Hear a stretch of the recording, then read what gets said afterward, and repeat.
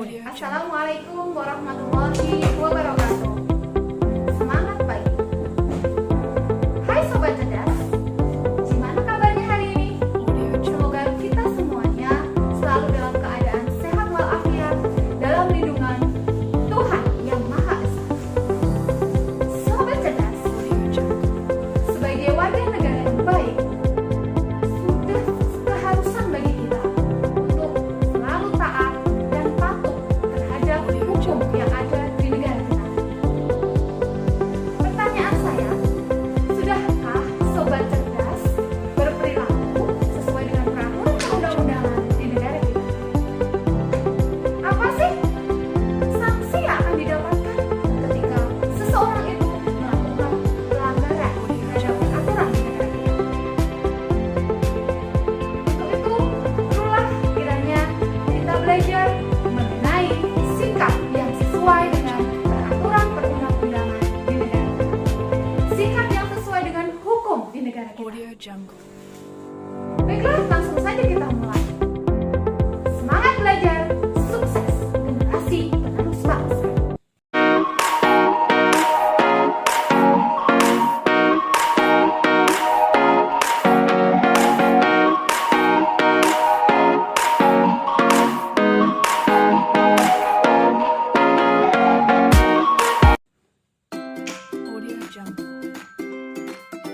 Sobat Cerdas, ada dua gambar di sini. Silakan kalian perhatikan dengan cermat.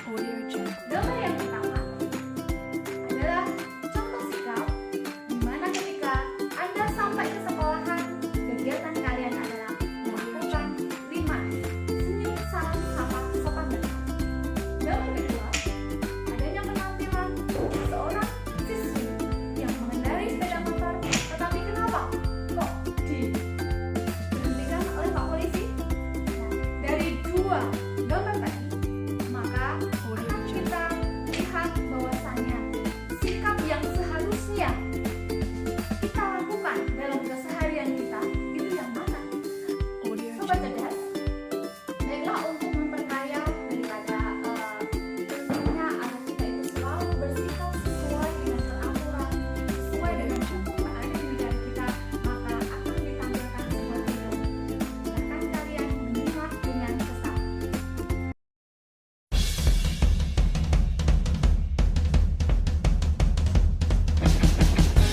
Hidup adalah mengenai mengejar mimpi dan dinikmati. Namun, seringkali yang menjadi rintangan adalah peraturan. Seperti kata bokap gue, peraturan dibuat supaya manusia tidak saling merugikan. Jadi gue mengambil kesimpulan, selama nggak merugikan orang lain, nggak masalah untuk sedikit melanggar peraturan. Setidaknya prinsip ini yang gue pegang.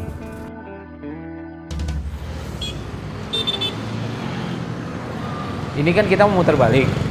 Kalau belok kanan dulu baru muter balik di sana itu terlalu jauh, bisa hilang 5 menit. Jadi yang harus kita lakukan adalah perhatikan sekitar. Aman, Kak. Oke ya, tancap.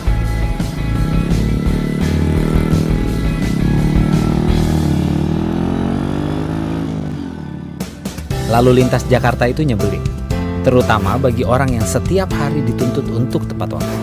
Gimana sih mas, telat banget. Gak lihat orang-orang udah pingsan, makanannya gak datang-datang. Maaf ya mbak, besok nggak telat lagi deh.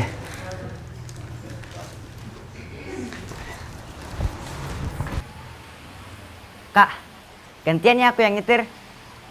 Oke. Sip.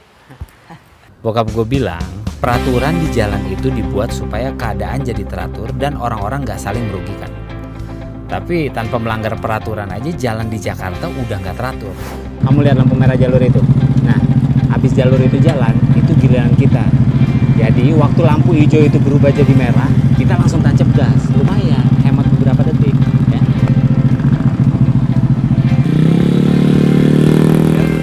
Kesimpulannya, selama gue nggak merugikan orang lain dan nggak ketahuan, sah-sah aja melanggar peraturan. Toh nggak ada yang dirugikan. Lagi pula, gue nggak sendirian. Nah, ini kita belok kiri aja. Kan tandanya nggak boleh belok kiri, Kak. Iya, nggak apa-apa. Soalnya kalau misalnya kanan itu bedanya 10 menit. Kiri aja nggak apa-apa, oke?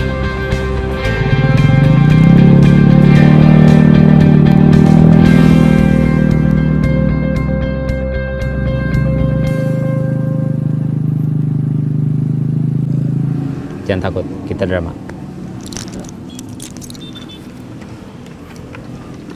Selamat siang mas, bisa saya lihat surat-suratnya?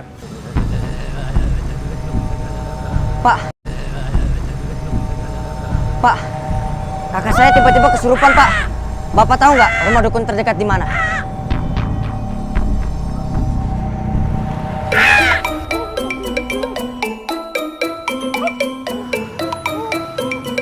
Kalau rumah dukun terdekat saya tidak tahu mas. Di sana sedang ada yang syuting uji nyali. Lebih baik mas ke sana aja deh. Siapa tahu ada yang bisa bantu. Oke, Pak.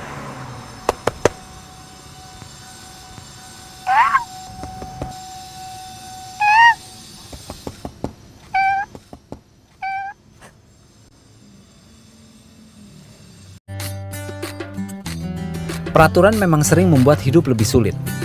Tapi namanya hidup, kita harus lebih pintar dari peraturan yang ada.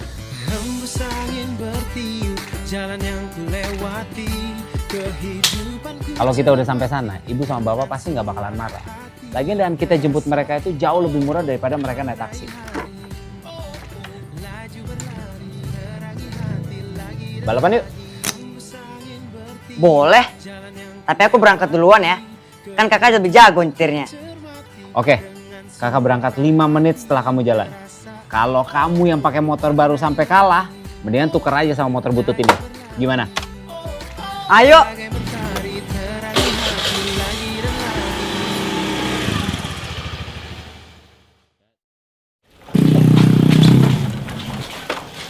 Rama udah sampai, Bu?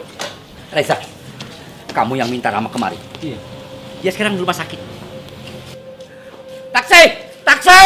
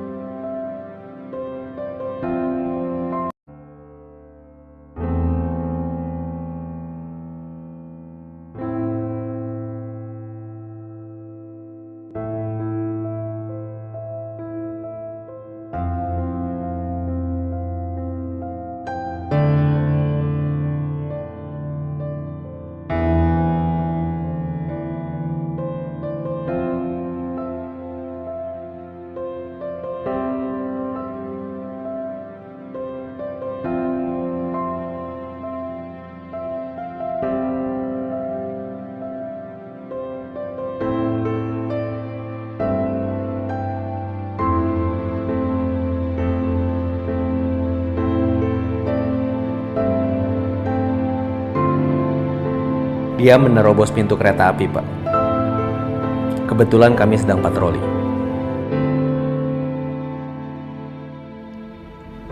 Gue selalu melihat kalau peraturan adalah sesuatu yang membatasi, terutama di jalan. Dan gue selalu berpikir bagaimana cara keluar dari batasan yang ada. Dan gue pikir gue pinter. Ternyata gue salah. Makasih ya. Tumben. Biasa berdua. Enggak. Sekarang sendiri.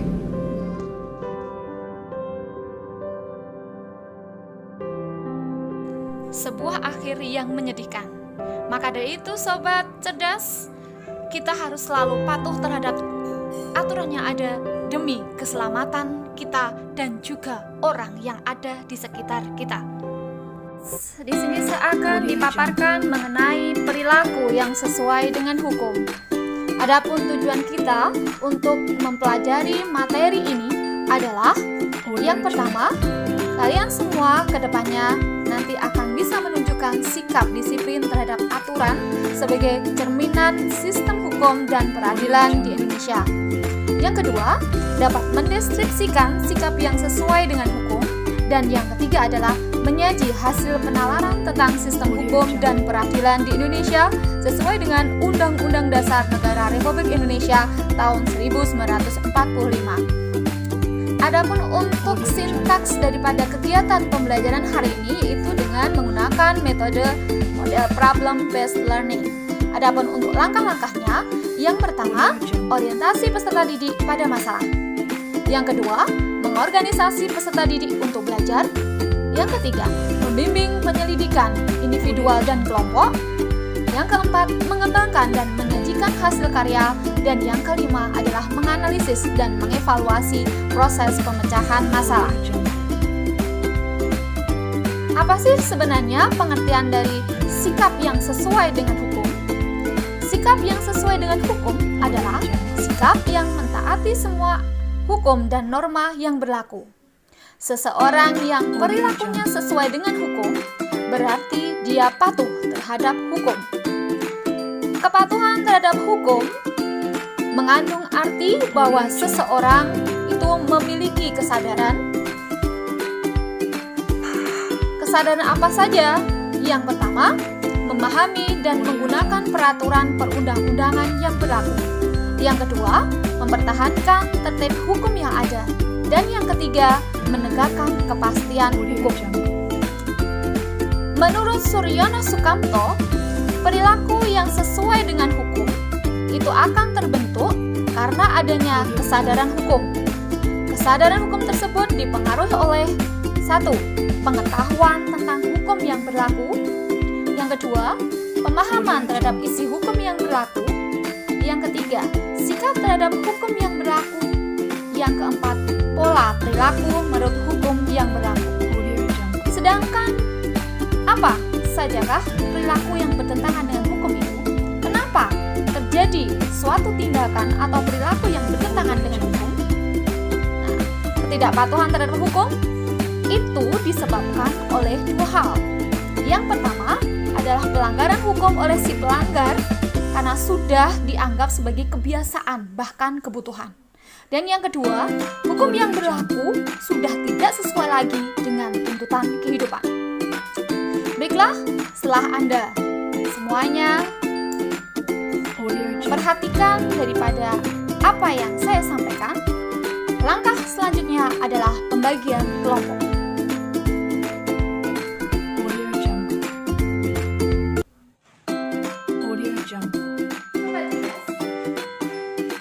Setelah kalian melihat daripada pemaparan tadi, maka tugas kalian adalah sesuai dengan kelompoknya masing-masing, sesuai dengan urutannya tadi.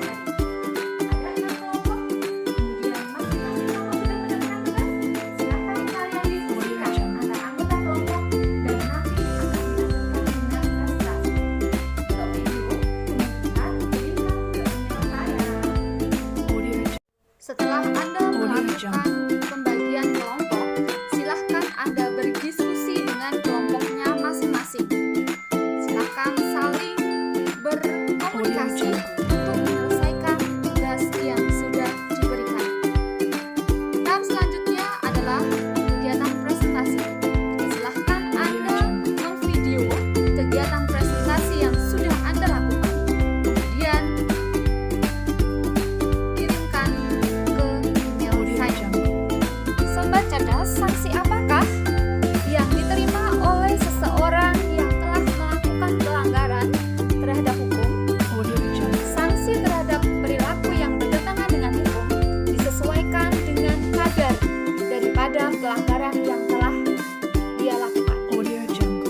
Di masyarakat sendiri, sebenarnya selain norma hukum, ada beberapa norma lainnya yang wajib kita jadikan pegangan dan kita ikuti. Norma yang pertama adalah norma agama. Norma ini memiliki arti berupa pedoman yang berasal dari perintah dan larangan Tuhan Yang Maha Esa.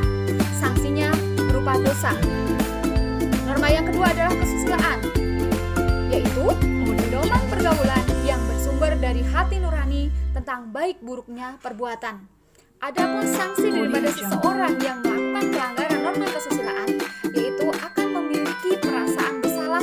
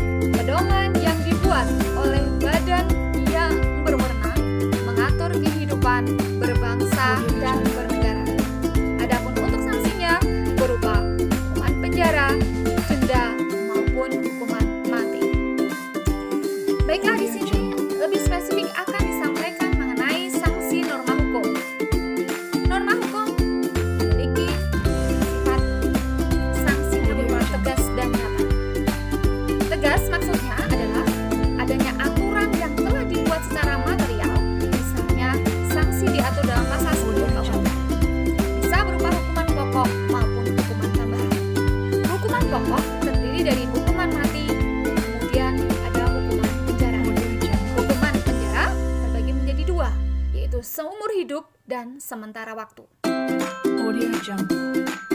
Sedangkan hukuman tambahan ada beberapa hal yang jadi. Yang pertama adalah pencabutan hak tertentu, kemudian perampasan penyitaan barang-barang tertentu, dan yang ketiga adalah pengumuman putusan hakim. Sifat yang kedua dari sanksi norma hukum ini adalah nyata. Berarti adanya aturan yang secara material telah ditetapkan kadar hukuman berdasarkan perbuatan yang dilanggarnya. Contoh, pasal 338 KUHP menyebutkan bahwa barang siapa yang sengaja merampas nyawa orang lain diancam karena pembunuhan dengan pidana penjara paling lama 15 tahun. Nah, itu adalah sanksi norma hukum. Ciri-ciri seseorang yang berperilaku sesuai dengan hukum. Maka seseorang tersebut yang pertama dia akan disenangi oleh masyarakat pada umumnya. Kemudian tidak menimbulkan kerugian bagi diri sendiri dan orang lain. Tidak menyinggung perasaan orang lain, menciptakan keselarasan, mencerminkan sikap sadar hukum, dan mencerminkan kepatuhan terhadap hukum. Pertanyaan saya, dari ciri